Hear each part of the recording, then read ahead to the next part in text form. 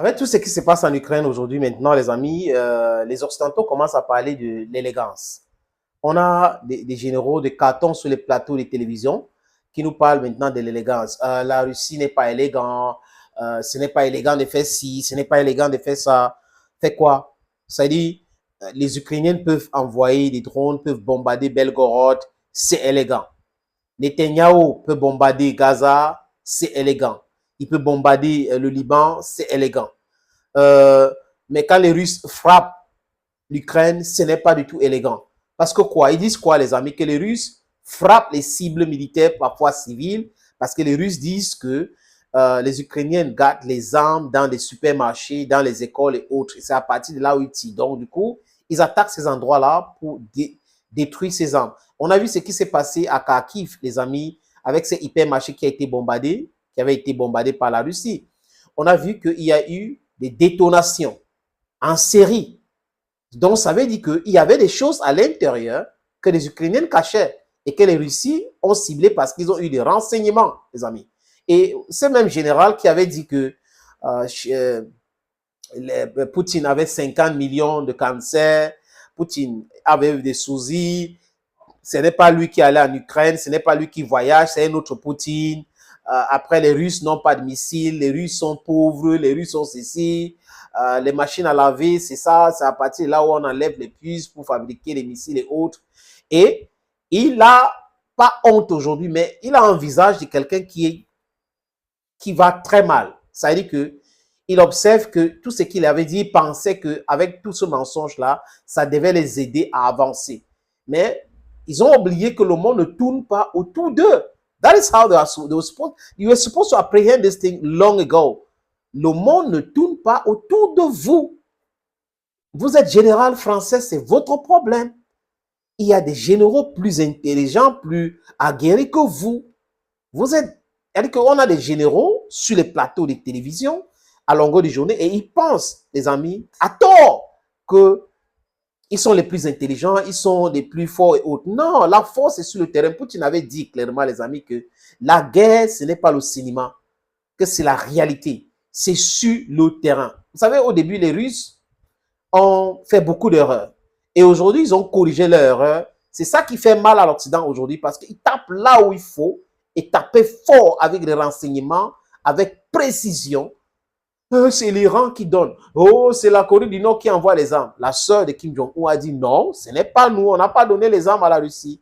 Et Poutine, dernièrement, les amis, ça date de quelques heures seulement, a demandé au complexe militaro-industriel de la Russie de continuer de produire, des produits et des produits et des produits. Aujourd'hui, ça a tué le chômage en Russie. Les gens qui ont voulu anéantir l'économie russe pour stopper la guerre et implanter les armes en Ukraine ont tout faux aujourd'hui. Et à un moment donné, les amis, ils vont accepter. L'Ukraine va perdre même les territoires que la Russie n'a pas pris parce qu'ils vont dire qu'il faut donner ça, vraiment oublier. Et si l'Ukraine ne gagne pas la guerre, les amis, il y a quelque chose qu'ils vont gagner.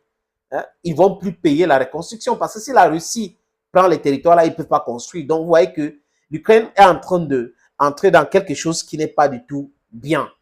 Zelensky est en train d'amener le peuple ukrainien dans sa tombe. Et ce n'est pas ce que le peuple ukrainien veut aujourd'hui. Le peuple ukrainien a toujours vécu paisiblement avec les Russes.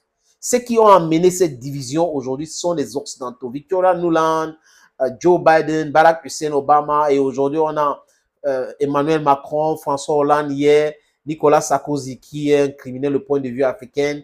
Ce qui s'est passé en Libye, les tribunaux l'ont dit, ce n'est pas moi qui le dis, a dit et insisté qu'on ne peut pas battre la Russie, il faut négocier avec la Russie. L'Europe devrait travailler avec la Russie. L'intérêt de l'Europe, c'est de travailler avec la Russie et non d'éviter de travailler avec la Russie pour aller travailler avec les États-Unis d'Amérique. Les amis, je vous suggère d'écouter ces généraux qui pleurnichent sur un plateau de Rocheben en 3 temps. On écoute.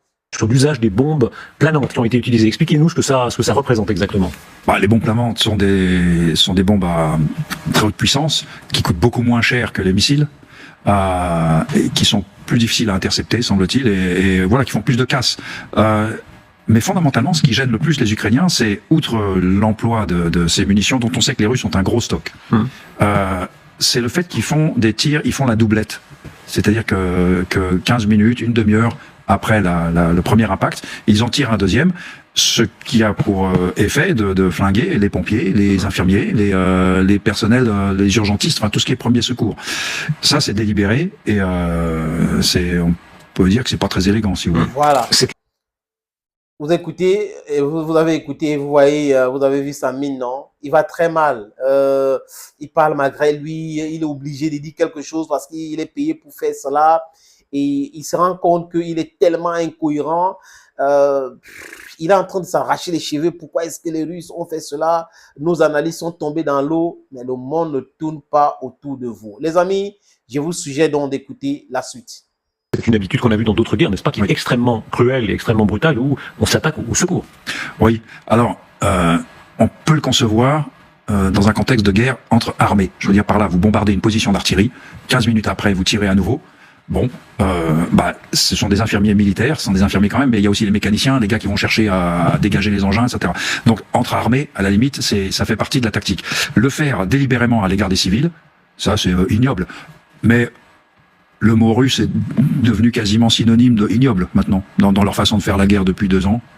On commence à être blasé maintenant. L'ampleur des destructions, Mariupol, Butcha, Bakhmut, évidemment, maintenant certaines villes autour de Kharkiv, c'est le cas notamment de Vovchansk. En réalité, la destruction de villes entières s'est poursuivie.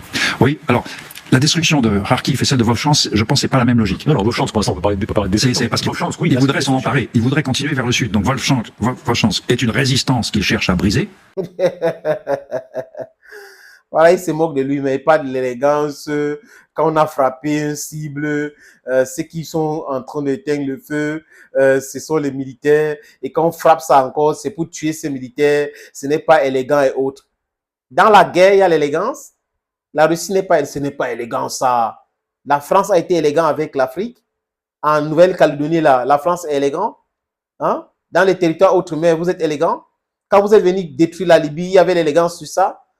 Quand les Européens ont détruit l'Irak, il y avait l'élégance sur ça. Plus de 1 million de personnes sont mortes en Irak. Il parle de quelle élégance?